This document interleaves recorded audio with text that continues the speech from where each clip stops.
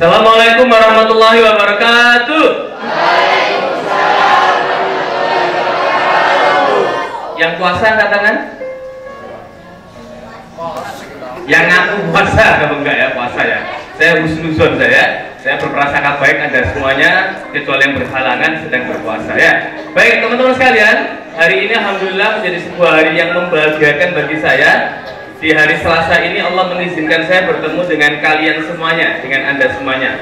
Yang saya yakin semua dari yang saya temui hari ini, termasuk pihak sekolah, termasuk Pak Rogib, termasuk panitia yang kebentus dari kepalanya ya. Ya Allah kasihan ya. Kita doakan semoga dia diterima di sisinya ya. Emang ada yang salah dengan doa itu? Gak ada kan? Semua orang pasti akan meninggal dan pasti ingin diterima di sisi Allah. Tinggal masalah waktu kan? Bisa jadi kalian duluan, saya belakangan. Atau kalau nggak terima dibalik, saya yang belakangan, kamu yang duluan. Saya yakin semuanya di sini pasti ingin jadi orang yang tidak seperti saat ini kondisinya. Pasti ingin kondisinya lebih baik. Pasti ingin kondisinya lebih sukses, lebih hebat, lebih terkenal, lebih banyak follower IG-nya, lebih banyak subscriber YouTube-nya, lebih dikenal oleh banyak orang. Nah ya kan? Lebih bisa membahagiakan orang banyak, lebih bisa bermanfaat bagi orang lain. Pasti Anda ingin seperti itu, benar? Oleh karena itu Anda akhirnya sekolah di SMK 3 Kota Probolinggo. Oleh karena itu maka Anda juga ikut acara ini karena Anda punya tujuan niatan yang kira-kira seperti itu. Baik, oleh karena itu saya bahagia banget ketemu dengan Anda. Nah, teman-teman sekalian, waktu kita tidak banyak sehingga dalam waktu yang singkat ini bisa banyak hal yang bisa kita diskusikan. Tapi sebelumnya saya mengatakan dulu, ini kan kita nggak sedang khutbah Jumat ya, ya kan? Saya kan tidak sedang khutbah. Maksudnya gimana mas? Kalau khutbah Jumat itu, misalkan saya jadi khotib, lalu saya salah ngomong, saya salah kutip ayat, saya salah menyampaikan pendapat, maka makmumnya meskipun tahu nggak boleh protes. Kenapa? Begitu makmumnya ngomong, batal pahala Jumatannya.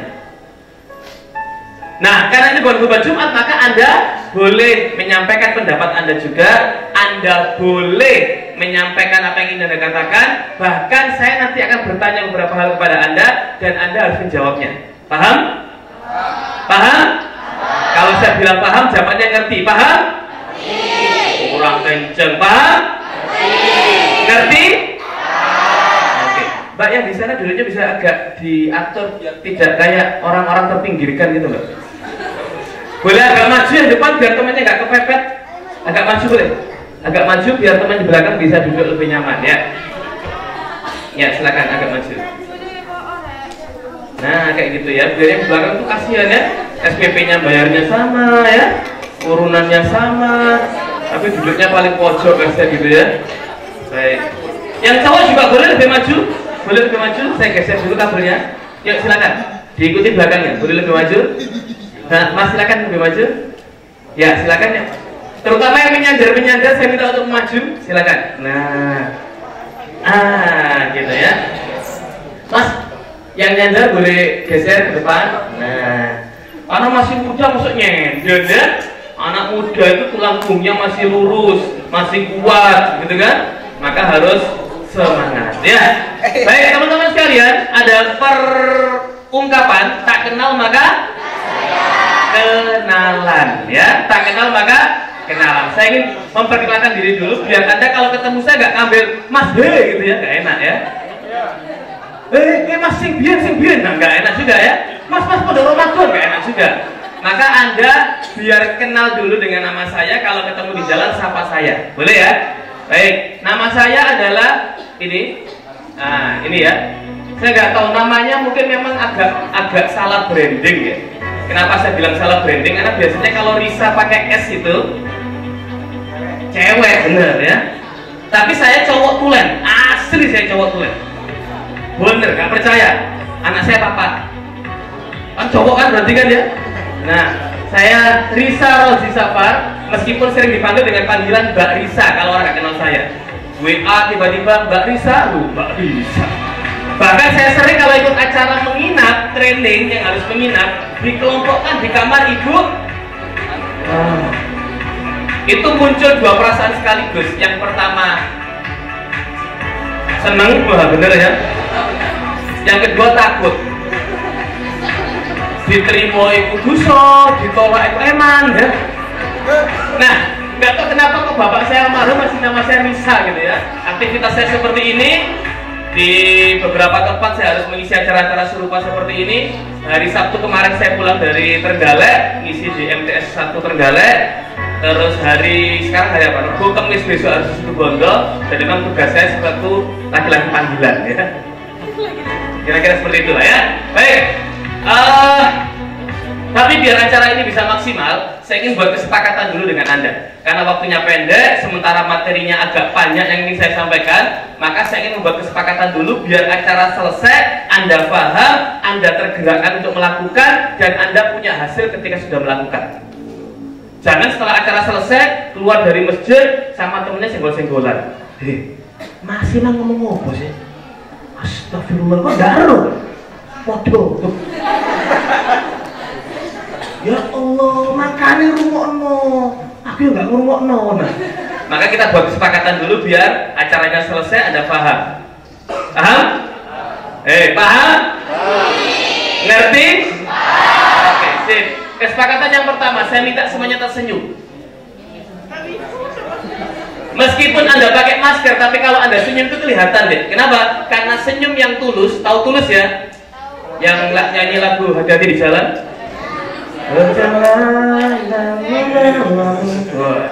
Nah, bukan tulus itu. Senyum yang tulus itu membuat 3 otot di kepala Anda bergerak, yaitu otot pelipis kanan, otot pelipis kiri, sama otot dahi. Sehingga kalau orang senyum itu ini bergerak ini ya. Kecuali kalau senyumnya itu pura-pura.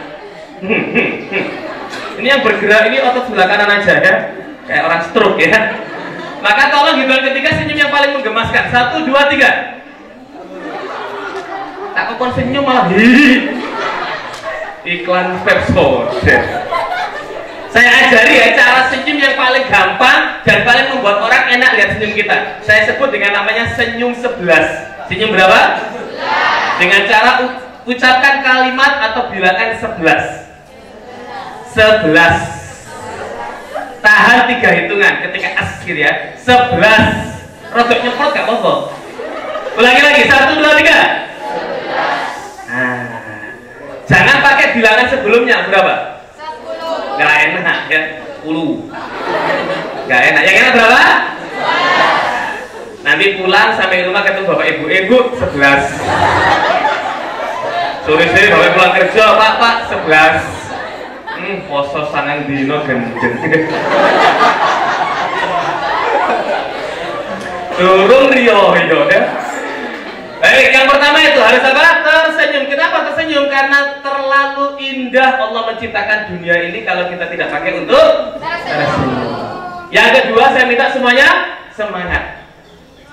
Kenapa? Karena masih pagi, Anda juga masih muda, acaranya juga hebat, yang bikin acara juga hebat, tempat acaranya juga penuh berkah. Emang kalau Anda nggak semangat. Dan mohon maaf, orang semangat atau tidak itu kelihatan dari cara duduknya. Berubah kabeh ya, pencitraan mana ya, pakai tak omong jujur ngomong ya, biasa ya. Baik, paham? Kelihatan dari cara duduknya. Maka silakan duduk yang baik, silakan Anda memposisikan diri yang hebat.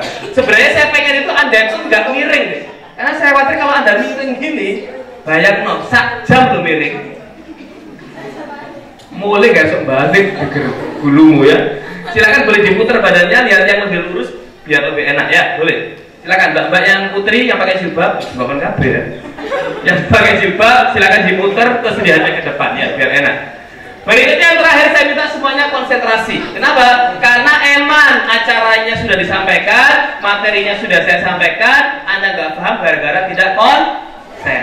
Sekarang saya ingin cek Anda ini sudah konsen atau belum, Anda ini sudah siap atau belum. Cara ngeceknya gampang. Cukup dengan Anda angkat tangan kanan seperti ini. Yuk lakukan semuanya. Semuanya lakukan yang lurus dong. Mosok sehat gak lurus ya. Lalu keluarkan jari telunjuknya. Jari telunjuk ya, bukan tengah. Telunjuk ya, sudah. Lalu diputar telunjuknya sekali. Yang diputar telunjuknya, bukan pergelangannya. Diputar 2 kali, 3 kali, lalu cari kubur-kuburnya, dipencet. Semuanya lihat saya, ikuti perintah saya. Diketuk sekali, diketuk 2 kali, tempelkan tangan di dagu, dagu, dagu, dagu, dagu, dagu. Mas, dagu, dagu, dagu, ya, dagu. Ditempel mana? Barusan ditempel di mana? Astagfirullah. Tepuk tangan ya. Ya Allah, salah tepuk tangan. 6 menit. Pertanyaan saya, waktu Anda lahir dagunya di mana? Sini kan? Yang laki-laki ada mulai tumbuh jenggot kan? Itu namanya dagu. Nggak akan ada dahi jenggotan, nggak ono. Tapi kenapa hari ini mendadak Anda nempel tangannya bukan di dagu tapi di dahi? Kenapa kira-kira? Kenapa? Karena nggak konsentrasi. Baik, benar sekali. Salah satu sesuatu yang membuat kita itu terdistrak konsentrasinya, dan ini sering banget dimanapun, kapanpun, siapapun mengalami ini, yaitu sebuah benda ukuran 5-6 cm yang disebut dengan handphone. Maka silakan handphonenya sebagus apapun merek Anda beli handphone, harga berapapun, memori berapapun, tolong diletakkan dulu, nggak kita pakai selama acara. Paham? Apalagi tolong ditaruh handphone Cina. Kenapa? Kemurahan. Dan tolong yang punya handphone Cina jangan dipakai untuk motret-motret ya. Itu kalau motret handphone Cina dengan grid nyala kena meripat pijet ya. Saking murah ya. Dengan terpaksa saya sebutkan mereknya: Vivo, Oppo, Realme, Redmi, apalagi Osmos, Miyako ya. Tolong jangan dipakai untuk motret, kena meripat pijet deh. Meskipun saya akui ya, handphone Cina itu punya keunggulan juga sih. Apa keunggulannya? Bukan murahnya deh, vibrasinya itu loh, getarannya itu loh. Konon katanya 8,5 skala kayak gempa bumi ya. Sampai yang deket di meja, ono wong telepon, handphone lu geder, medone pecah. Saking geder ya. Sampai deket di kantong kanan, koncomu telepon, goyang sing kene. Apalagi duwe loro, situ di kantong kanan, situ di kiri, di telepon bareng. Tepuk tangan berdasarkan 3 kata Rasulullah ya. Baik. Siapa? Sepakat gak dengan 3 hal ini? Senyum, semangat, konsentrasi, siap? Are you ready? Jawabannya biar kompak gini. Yes, we are. Ulangi lagi. Are you ready? Yes, we are. Yo. Gak usah ngotot biasa ya. Aman ngotot ngelak mokel. Baik, teman-teman sekalian, saya ingin mengawali dengan membuat sebuah perbandingan, komparasi. Yang kita kenal itu Nabi jumlahnya berapa ya? Yang kita kenal 25, padahal jumlahnya sebenarnya lebih dari itu kan? Nah, dan kerennya teman-teman sekalian, ternyata nabi-nabi yang jumlahnya 25 itu memiliki selisih usia hidup yang sangat berbeda. Contoh, konon katanya Nabi Adam itu 930 tahun. Hidupnya berapa usianya? 930 tahun. 1 milenium kurang 70 tahun. 1 milenium itu kan 1000 tahun kan? Beliau ini 930 tahun. Kebayang nggak berapa kali sholat yang dia lakukan selama itu? Berapa banyak kebaikan yang pernah dia lakukan? Berapa banyak orang yang bisa merasakan manfaat kehidupan dia? Berapa kali puasa yang dia lakukan? Karena panjang banget usia hidupnya. Berikutnya, Nabi Nuh 950 tahun, Nabi Idris 865 tahun. Singkat cerita semuanya panjang-panjang ratusan tahun semua, kecuali Nabi Muhammad, Nabi yang paling kita cintai, yang selalu kita harapkan syafaatnya, yang selalu kita rindukan pertemuan dengan beliau. Hanya hidup selama 63 tahun. Dan itu sesuai dengan rata-rata kehidupan manusia zaman sekarang. Benar gak? Ada yang punya orang tua usia 60 tahunan? Hampir itu sudah. Loh, gak percaya? Ada hadisnya. Rasulullah mengatakan bahwa nanti usia umatku itu antara 60 sampai 70, between 60 until 70, di antara itu saja, dan sedikit di antara mereka yang melewati angka itu. Berarti kalau kita punya mbak usia 75 tahun, akeh bonusnya. Bener gak? Berapa bonusnya? 5 tahun, karena maksimal kata Rasulullah 70 tahun. Kalau kita punya mbak usia 86 tahun, bonusnya berapa? 16 tahun. Bayangkan, terus kalau usia kita hanya 60-70 tahun dibandingkan dengan Nabi yang dulu, beda banget gak? Beda banget. Makanya jumlah ibadah yang dilakukan pasti berbeda sekali. Kalau Nabi dulu itu 400 tahun hidupnya, sholatnya berapa kali? Nggak kehitung jumlahnya, wakeh. Kenapa? Lama hidupnya. Sementara kita sudah cuma 60 tahun hidupnya, sholatnya sehari 5 kali, itu pun masih banyak ya? Astagfirullah. Ada di ruangan ini? Ada atau banyak? Banyak atau kata? Kata apa? Wakeh? Wah, itu ya. Itulah enaknya orang Jawa ya. Kalau orang Inggris itu bilang penting, itu important. Lebih penting, more important. Paling penting, most important. Kalau orang Jawa, penting. Naik level, penting. Naik level lagi, penting. Kalau sudah paling penting, yang most important tadi, penting, kalau orang Probolinggo penting, soro, ya kan? Penting soro itu. Dan ternyata ada mengatakan yang sholatnya bolong-bolong, wakeh. Astagfirullah. Lah terus gimana kita bisa menyamai rekor hidupnya, rekor ibadahnya nabi-nabi terdahulu dan umat-umatnya? Padahal Rasulullah itu berdoa kepada Allah, ya Allah, jangan izinkan masuk umat nabi-nabi yang lain sebelum umatku masuk, katanya. Lalu gimana bisa seperti itu? Wong hidup kita dengan mereka jauh selisihnya, kualitas ibadah juga jauh. Nah maka akhirnya luar biasanya Allah itu menyediakan fasilitas yang namanya Ramadan. Untuk apa? Untuk sekali kita ibadah, tapi pahalanya terhitung berlipat-lipat kali. Sering nggak dengar? Kalau kita Ramadan itu pahala dilipat gandakan. Sering dengar? Sering apa pernah? Sering. Maksudnya apa sih? Maksudnya untuk bisa mengalahkan umat nabi-nabi yang sebelumnya itu. Ada sebuah kisah teman-teman sekalian, kisah tentang Tolha bin Ubaidillah. Tolha bin Ubaidillah ini seorang sahabat yang tidak ikut perang bersama Rasulullah. Bahkan di perang Uhud, beliau ini menjadi tameng hidupnya Rasulullah. Konon katanya ada 70-an sayatan di tubuhnya ketika menjadi tamengnya Rasulullah. Maksudnya gimana? Begitu perang Uhud itu, dia ini melindungi Rasulullah. Ada musuh, badannya dikasihkan ke musuhnya. Kenapa? Untuk melindungi Rasulullah. Nah, Tolha bin Ubaidillah ini salah satu dari 10 sahabat yang dijamin masuk surga. Ada suatu saat Tolha ini mimpi. Tahu mimpi kan? Pernah mimpi, Mas?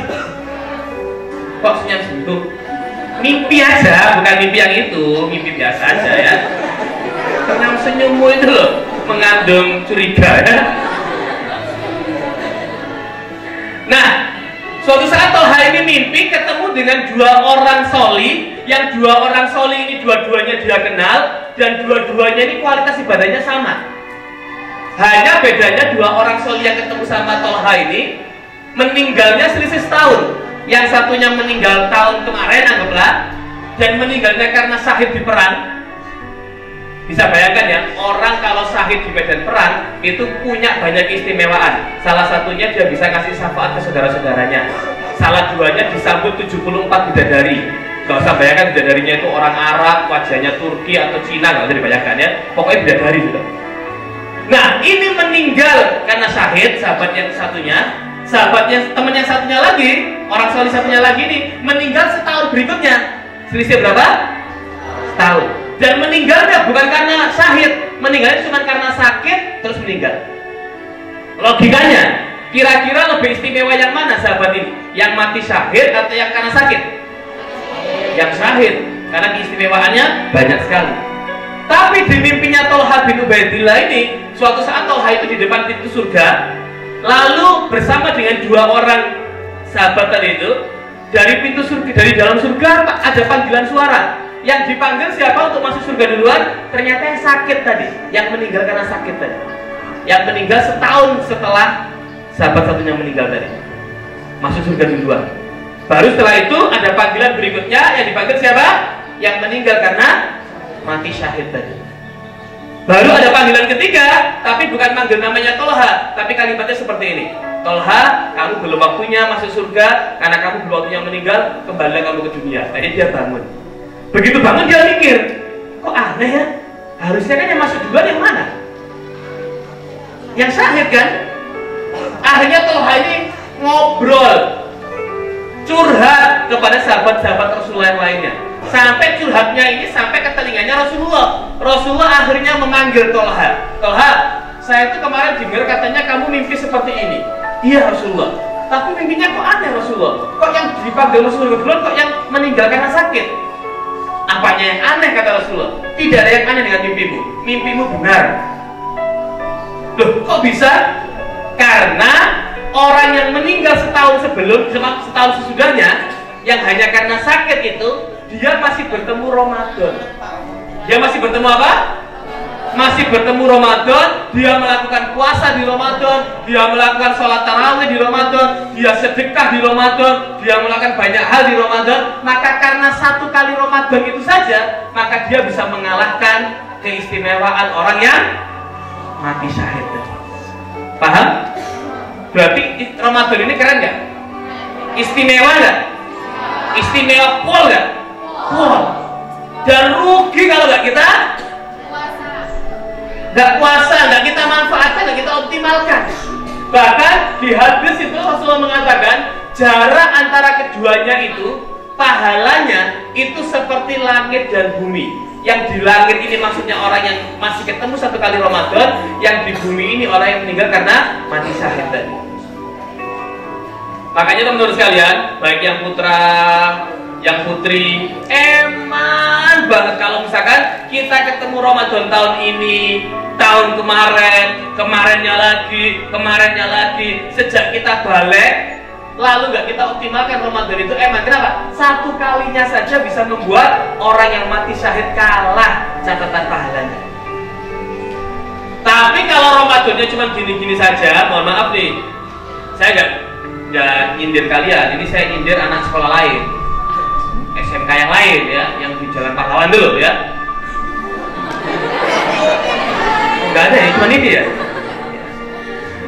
Ramadannya cuma ya Ramadan, ke sekolah pakai baju muslimah, bedanya cuma itu. Kalau di Ramadan ada mercon, itu cok bedanya. Di Ramadan ada takjil di masjid, itu cok bedanya. Tapi nggak kita optimalkan dengan cara lain, eman banget. Baca Quran kita nggak nambah, puasa kita nggak beneran, kita nggak nahan omongan, kita tidak lalu membantu orang tua dengan lebih serius, sholat kita nggak semakin khusyuk, sholat kita nggak semakin banyak, eman banget. Kenapa? Ramadan ini sangat-sangat istimewa. Nah, maka judul materi saya yang ingin saya sampaikan adalah kita jadi lebih baik karena Ramadan. Karena Ramadan aku jadi lebih baik. Saya yakin aku sudah baik ini, tapi kita ingin dengan Ramadan ini jadi lebih baik lagi. Ini kan kelihatan wajah orang baik kan? Wow, itu kan, wow, ini orang-orang nggak pernah berbohong ya. Kalau nggak ketemu ya. Baik, teman-teman sekalian. Oke, saya skip aja. Lalu bagaimana caranya biar Ramadan kita bisa optimal? Saya punya 3 tips untuk Anda. Ada berapa? Yang pertama, set your target. Kita tentukan dulu Ramadan kita kali ini ada sesuatu apa yang beda dengan Ramadan sebelumnya. Kita punya target terlebih dahulu. Oh mas, saya Ramadan kali ini itu lebih banyak uang saya mas, karena saya jual online. Mulai kemarin agak laris mas, lebih laris dari biasanya. Maka Ramadan tahun ini target saya adalah saya ingin sedekah lebih banyak daripada sebelumnya. Sebelumnya saya sedekah cuma 200.000 mas, tapi tahun ini saya ingin total sedekah saya sebulan itu 2 juta mas. Boleh, targetnya adalah sedekah.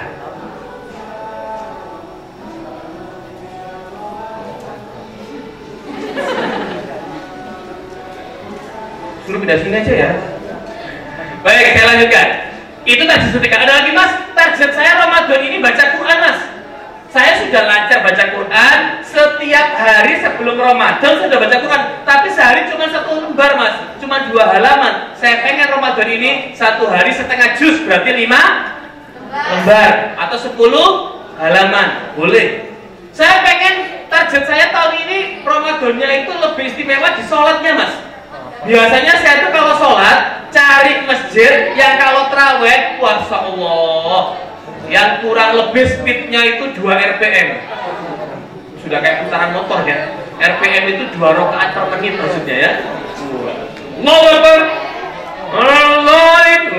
Tapi sekarang saya pengen sholat saya di Masjid Agung mas, yang sehari 1 juz. Masya Allah, udah sehat mulai.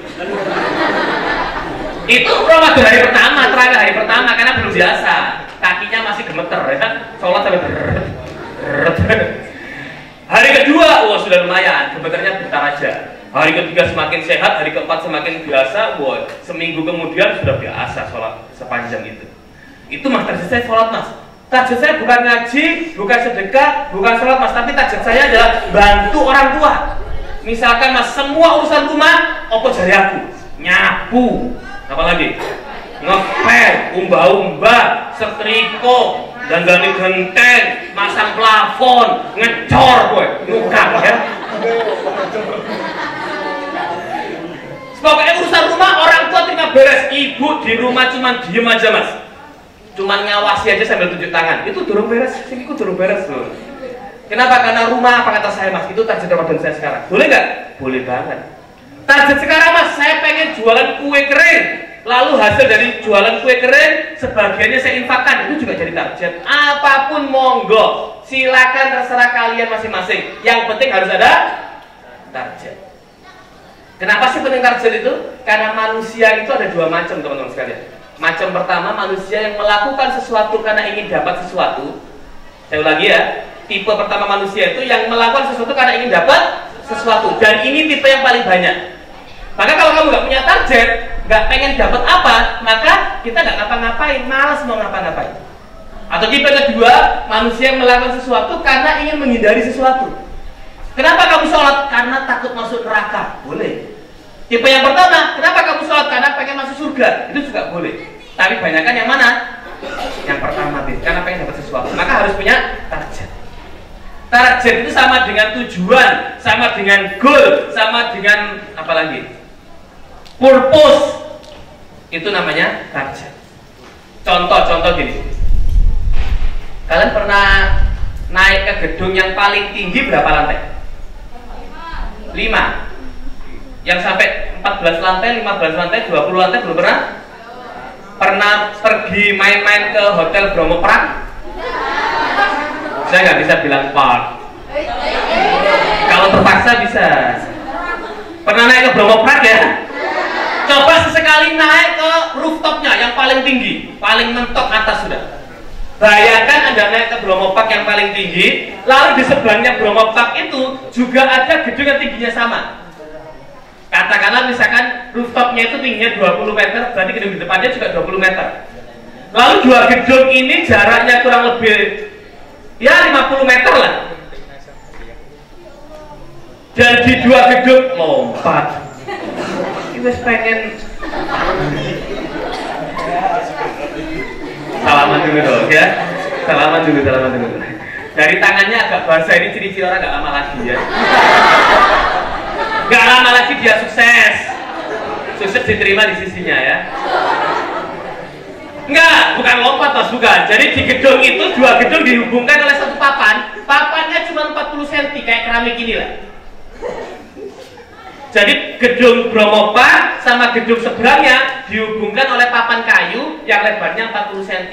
Tingginya gedung ini 20 meter. Terus sekarang saya minta Anda jalan menuju gedung sana, nyebrang lewat papan ini. Mau nggak? Saya jamin kalau jatuh nggak sakit. Nah kira-kira gitulah ya. Mau nggak kira-kira? Kenapa nggak mau? Karena resikonya terlalu besar, resikonya meninggal. Oke, karena nggak mau, ceritanya saya ganti sekarang. Gedungnya masih sama, jaraknya masih sama, papannya juga masih sama. Tapi bedanya, cerita yang kedua ini, di seberang sana, di gedung yang satunya, ada adik kamu atau ponakan kamu atau siapapun itu, saudara kamu lah, singkat cerita, masih bayi usia setahun, baru bisa jalan, main sendirian di gedung itu sampai puncaknya, dan mainnya sudah sampai pinggir-pinggirannya, dan yang tahu kejadian itu cuma kamu, nggak ada orang lain yang tahu. Cara kamu menyelamatkan, yang pertama kamu turun dulu ke bawah, nyebrang biasa, naik lagi, atau cara kedua langsung lewat papan kayu itu. Sekarang mau nggak kamu nyebrang kalau seperti itu ceritanya? Mau nggak? Kenapa jadi beda langsung? Karena ada tujuannya, ada targetnya. Nah itulah pentingnya Anda punya tujuan. Kalau nggak punya tujuan hidup ini nggak seru deh. Kamu ngapain sekolah tiba-tiba? Daripada nganggur mas di rumah, kocok ke sekolah kabeh. Masa aku diomong menang? Ya sudah kamu sekolah, nggak tas. Sampai sekolah ngapain? Turu, ngerasani koncone, ngerasani motor gurune sing anyar, ngerasani sepatune koncone sing anyar, tempat wudu dibuka kabeh. Ngono aja dilakoni. Kenapa? Karena tujuannya gak jelas, pokoknya sekolah. Tapi kalau jelas, mas, saya sekolah jurusan tata boga karena saya pengen nanti setelah lulus saya punya ilmu tentang kuliner, saya punya bisnis kuliner, saya punya 40 karyawan saya gajinya UMK semua. Kalau di Probolinggo itu UMK-nya 2.130.000. Saya pengen gaji karyawan saya segitu, dan saya pengen usaha saya itu nanti berkembang tidak di Probolinggo tapi di banyak kota. Kalau seperti itu, saya yakin kamu sekolahnya, gurunya ngomong apa kamu dengarkan, gurunya nyuruh apa kamu ikuti, gurunya praktek ini kamu serius. Kenapa? Karena punya tujuan. Sampai sini paham? Ramadan berarti perlu nggak target ini kira-kira? Perlu atau perlu banget? Perlu atau perlu banget? Oke, sekarang saya minta Anda, saya kasih waktu 1 menit saja, pikirkan di kepalanya masing-masing target apa yang ingin kamu capai di Ramadan ini. Yuk silakan. Ditulis boleh, nggak ditulis boleh. Yang penting kamu punya di kepalanya masing-masing minimal ya. Pengen kamu punya target apa Ramadan ini ya? Dari ibadahnya boleh, dari bantu orang tuanya juga boleh. Dari apa? Di Ramadan ini ada peluang bisnis nggak? Banyak banget. Dari bisnis juga boleh. Dari apa lagi? Manfaat ke orang lain juga boleh. Mas, saya nggak punya uang, saya mau nyumbang nggak punya uang, mau sedekah nggak punya uang. Saya juga kalau sholat itu gampang gemeter kakinya mas, nggak kuat mas, osteoporosis. Terus gimana? Target saya itu Ramadan ini bendino setiap waktu sholat saya azan di masjid. Boleh juga. Simpel gak itu? Tapi berpahala nggak? Berpahala. Silakan 1 menit dari sekarang tentukan target Anda masing-masing apa ya.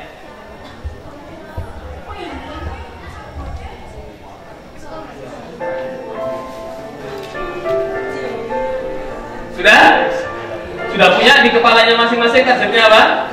Kan kalian sudah tahu, sudah paham pentingnya kita punya target, tujuan. Maka silakan temukan di pikiran Anda masing-masing apa targetnya. Yuk.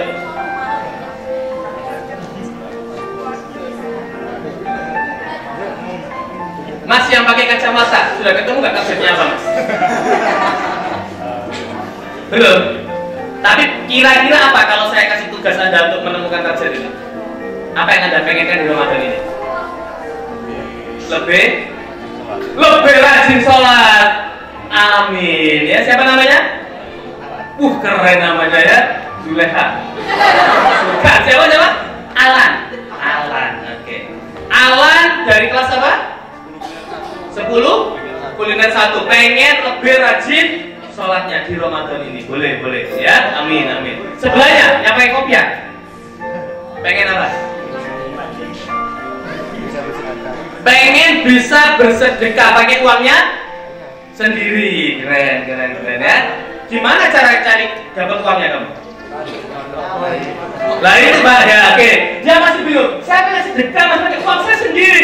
Tapi apa caranya dua ya? Ada yang punya saran nggak? Gimana caranya? Siapa namanya? Rangga. Cintanya mana? Kan raga sama cinta biasanya. Ada apa dengan cinta ya? Coba ada yang punya saran nggak? Bagaimana Rangga biar bisa punya uang untuk sedekah? Kerja apa? Kerja paksa. Namanya zaman peperangan. Kerja apa? Membantu apa? Biar dapat upah. Kamu punya bayangan nggak kerja di mana Rangga biar dapat uang? Bengkel, cuci motor, angkringan, jual online, jual apa? Jual diri. Jual apa? Jelas. Jual baju. Berarti dia nanti nggak pakai baju kalau dijual ini. Gimana dong? Oh, bantu jadi reseller. Jual baju kan lagi banyak nih orang pengen beli baju baru kan? Reseller baju atau cuci motor katanya. Atau apa lagi tadi? Bengkel atau di angkringan. Banyak sarannya Rangga ya. Biar kamu bisa dapat. Wah. Yang cewek, yang putri. Punya nasihat apa? Hah? Pengen hatam ngaji 30 juz selama Ramadan. Sekarang sudah berapa juz? Di juz 8, berarti kurang 22 juz lagi. Berarti sekarang hari keberapa Ramadan? Hari ke-10, berarti ada kekurangan, berarti nanti harus ada satu hari yang 2 juz. Oke, sip. Tepuk tangan ya. Amin. Siapa namanya? Risa namanya. Namanya bisa sama ya. Sudah namanya sama, jilbabnya merah lagi ya. Oh kan cinta itu buta. Ramadan global ya. Risa pengen hatam 30 juz. Oke, baik. Ada yang pengen hafal Quran? Saya pengen hafal 10 juz. Saya nggak nyombong ya. Alhamdulillah saya 10 juz hari ini. Hafal. Apukat, Bonanza, Melon. Ada yang hafal berapa juz ya? Pengen hafal? Pengen hafal surat Al-Waqi'ah. Ada berapa ayat Al-Waqi'ah itu? Ada berapa ayat? Nah, kalau saya tanya ayatnya, misalkan ada 30 ayat, maka sehari kamu bisa hafalkan satu ayat, sehingga Ramadan selesai, hafal semua. Kalau jumlah ayatnya ada 60, berarti sehari 2 ayat. Itu caranya untuk bisa hafal. Wah, tepuk tangan juga dong. Amin, amin, amin ya. Sip, insya Allah ya. Sip, Anda sudah paham tentang target. Yang kedua, setelah kita sudah punya target, apakah cukup punya target saja? No, tidak. Yang tidak kalah pentingnya adalah Anda harus melakukan, mengejar, mencapai target itu dengan terbaik. Do the best. Tidak asal-asalan, tidak angger ngelakoni, tidak sekedar saja. No, tidak. Harus optimal dengan kemampuan terbaik yang kamu miliki. Do the best. Saya jadi ingat sebuah kisah teman-teman sekalian. Ada kisah seorang pembuat rumah kayu. Dia ini terkenal banget. Buatan dia selalu keren hasilnya. Sampai suatu saat si pembuat rumah kayu ini, ketika sudah merasa tua, dia pamit mau berhenti, mau pensiun ke majikannya. Bos, aku mau pensiun. Bos sudah tua katanya. Bosnya mengatakan, boleh kamu pensiun, boleh. Memang kamu sudah lama kerja di sini, silakan kamu boleh pensiun. Tapi sebelum kamu pensiun, saya buatkan satu rumah kayu dulu dong terakhir. Setelah itu kamu boleh pensiun, kata bosnya. Akhirnya si pembuat rumah kayu ini bikinkan. Tapi karena dia sudah mikir, sekali pensiun aja, sudah terakhir aja, ngapain bikin bagus-bagus? Bikinnya asal-asalan. Padahal biasanya dia kalau milih kayu itu, kayunya dipilih yang paling baik, makunya pelan-pelan, yang presisi, motongnya juga yang lurus, ngecatnya juga yang rapi, bahkan modelnya pun dia selalu bikin model yang baru. Tapi kali ini karena sudah kebayang mau pensiun, dia bikinnya asal-asalan, biasa-biasa saja. Modelnya model yang lama dia keluarkan lagi, milih kayunya ngawur, ngecatnya juga asal-asalan. Singkat cerita, selesai rumah ini, diberikan ke bosnya. Bos, pesanan bapak sudah selesai. Tadi aku boleh pensiun ya? Ya, boleh. Sesuai dengan janji saya, kalau selesai ini kamu boleh pensiun. Tapi jangan pergi dulu, kata bosnya. Saya punya hadiah buat kamu. Hadiahnya apa? Rumah ini dihadiahkan untuk dia. Rumah yang dia bikin terakhir ini dihadiahkan untuk pembuat rumah kayu tadi. Kira-kira muncul perasaan apa di hatinya? Nyesel, kecewa, Bener gak? Kenapa kok nyesel? Kenapa kok kecewa?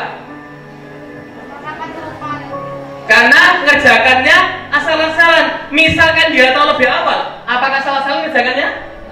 Enggak, pasti ngerjakannya do the best. Nah itulah orang kalau tidak do the best, pasti ada ujungnya nanti, pasti nyesel. Saya hakul yakin, kalau kita asal-asalan, apapun kita lakukan asal-asalan, pasti ujung-ujungnya nyesel kita. Waduh, tahu gitu tadi aku serius, Rek. Tahu gitu aku belajar, tahu gitu aku sinau, tahu gitu aku latihan. Kenapa? Karena ternyata hadiahnya besar, karena ternyata ada sesuatu yang kita dapatkan. Paham? Paham? Ngerti?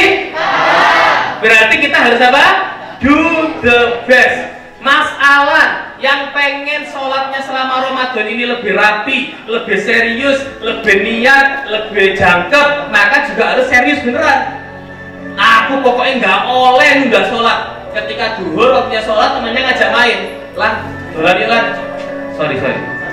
Aku pengen sholatku serius. Waktu sholat nanti dulu mainnya. Itu beneran. Tapi kalau dolan, ya wes yuk. Nah itu sudah tuh, hilang tuh seriusnya, hilang tuh do bestnya. Mbak Risa pengen ngaji Quran hatam, beneran serius. Jangan, mohon maaf nih, ada yang banyak penyakit seperti ini. Buka Quran, sampingnya handphone. Lagi moco dibuka ya, kayak mana ya? A'udzubillah ya. Nggak mari-mari ngaji nih. Kenapa? Karena handphone. Kalau memang pengen ngaji, handphonenya di silent dulu, bahkan mungkin di turn off dulu, bahkan mungkin disimpan dulu, gadekan dulu ya. Boleh ya. Pokoknya nggak terganggu. Do the best.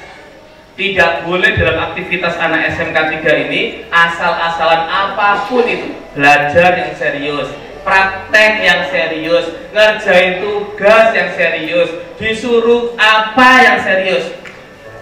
Setahu saya kan di sini ada kafe ya, bener nggak? Ya. Itu yang jaga siapa? Ada piketnya. Berarti dari siswa? Ya. Lapon Joko kafe kok niat teman. Biasa Joko kafe biasa disambi handphonean. Ada customer datang, Mbak mau pesan apa? Sambil handphonean ya. Itu sudah tertunjukkan kalau kita nggak serius, nggak do the best dalam aktivitas yang kita lakukan. Saya jadi ingat ada seorang onggok manusia, gitu. Ada sebuah nama yang lagi viral kurang lebih sebulan yang lalu. Viral gara-gara disebutkan oleh juara GP Mandalika. Siapa juara GP Mandalika? Mas? Ada yang tahu? Dari tim Red Bull KTM, juara GP Mandalika dari tim Red Bull KTM. Siapa? Orang Portugal.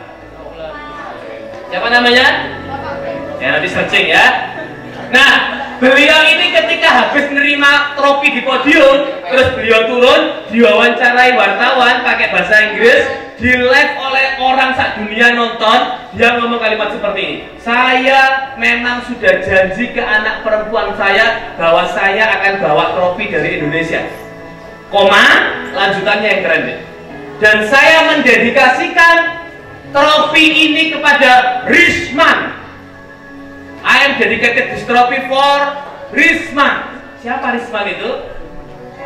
Dia ini seorang pelayan di hotel tempat pembalap ini menginap, dan selama seminggu saya dilayani dengan luar biasa oleh Risman. Thank you Risman. Bayangkan, Risman yang dulu gak ada orang kenal, tiba-tiba se-Indonesia, se-dunia roh yang jenenge Risman itu ya apa?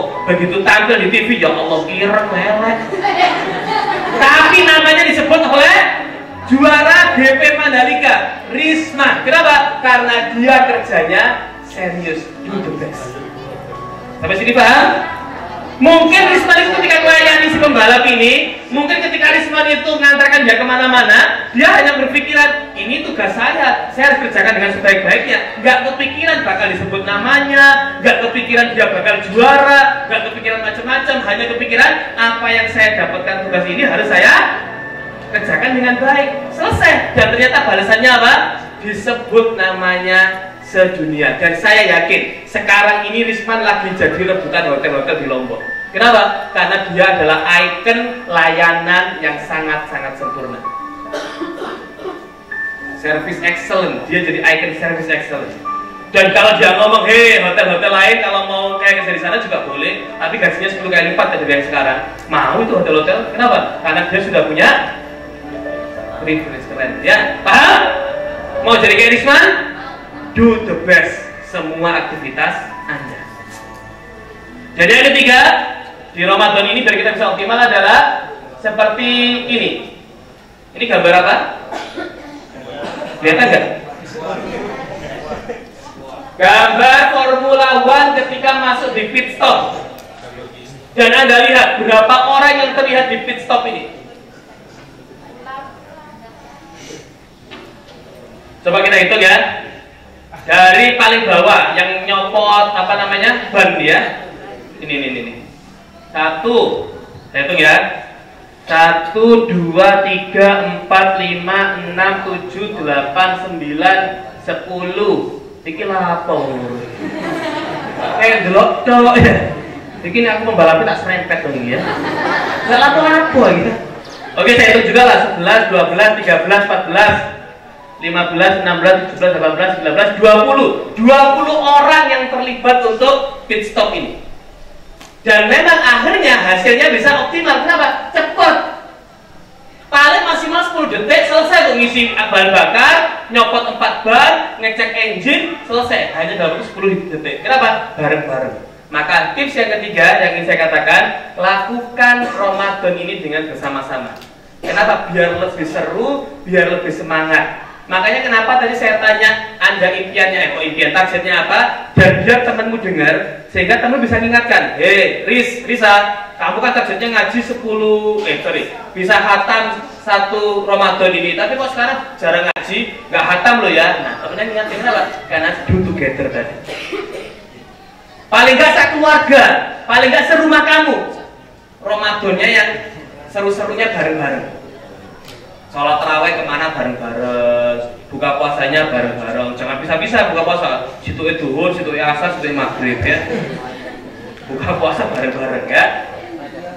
Nah teman-teman sekalian, 3 hal yang tinggal kita lakukan. Yang pertama tadi apa? Masih ingat? Punya target. Yang kedua, do the best. Yang ketiga, do together. 3-tiganya ini memang harus saya katakan dulu di depan biar kamu gak kaget. Memang nggak enak deh. Memang mungkin membuat kamu nggak nyaman. Memang mungkin bikin kamu capek. Memang mungkin bikin kamu lemah, letih, lelah, lesu, kesel. Apalagi, kocok-kocoknya itulah. Tapi ingat, ada hasil yang di ujung sana nanti luar biasa. Seperti kisahnya tadi siapa? Sahabat Thalha bin Ubaidillah. Terakhir, saya ingin mengajak Anda menonton video pendek ini tentang bagaimana perjuangan seekor ulat yang sadar bahwa dirinya ini gak disukai oleh orang, oleh manusia, yang sadar bahwa dirinya ini dianggap merugikan manusia, maka dia ingin mengubah dirinya ini. Yang awalnya dia itu sukanya ngerusak tanaman, yang dia itu sukanya lalu bikin orang gatel-gatel, yang sukanya bikin orang jijik, geli lihat dia, akhirnya dia ingin merubah dirinya. Dia ingin mengganti bentuk dirinya menjadi yang tidak membuat orang lain geli, gak merugikan manusia. Dengan cara apa? Dengan cara bermetamorfosis. Yang awalnya ulat tadi lalu menggantungkan dirinya 180 derajat, kepalanya di bawah, kakinya di atas, lalu dia menggantung seperti ini dalam waktu yang tidak lama, tidak sebentar, tapi sangat-sangat lama. Lalu berubah menjadi apa? Kepompong. Dan di saat jadi kepompong pun itu dia juga tidak nyaman, dia tidak merasa enak saat itu, dia merasa berat, tapi dia tetap melakukannya. Kenapa? Karena dia tahu bahwa ini adalah proses untuk membuat dirinya lebih baik dari sebelumnya. Jadi kepompong itu pun awalnya cangkangnya empuk deh, tapi lama-kelamaan cangkangnya mengeras.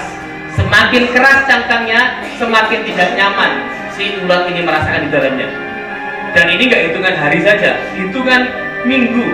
Apakah dia nyaman? Tidak. Apakah dia enak? Enggak enak. Dari cangkang yang awalnya empuk, awalnya lembut, jadi keras, jadi atos. Dan belum selesai di situ, dia juga tidak boleh hanya diam di dalam terus. Untuk membuat dirinya berubah secara maksimal, secara sempurna metamorfosisnya, maka dia harus keluar dari cangkang ini. Cangkang yang keras ini harus dia robek-robek, harus dia rusak untuk dia membuat dirinya bisa keluar dari cangkang itu. Dan tidak ada boleh yang membantu dirinya. Dia harus doing by himself. Dia harus melakukannya sendiri. Tidak boleh orang lain membantunya.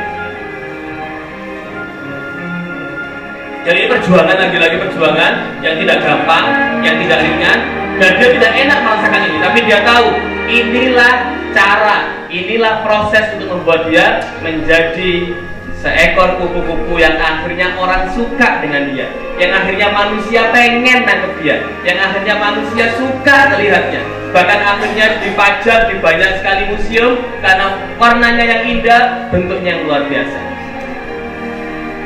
Dan kita hari ini sedang berproses menjadi seekor kupu-kupu. Ibarat kata, akhirnya orang senang lihat kita, orang senang dekatan dengan kita, orang senang berkomunikasi dengan kita, sampai akhirnya kita bisa memberikan manfaat bagi manusia yang lain. Dari saya sekian, terima kasih. Tepuk tangan untuk kalian semuanya. Mohon maaf kalau waktunya mungkin tidak bisa panjang. Assalamualaikum warahmatullahi wabarakatuh.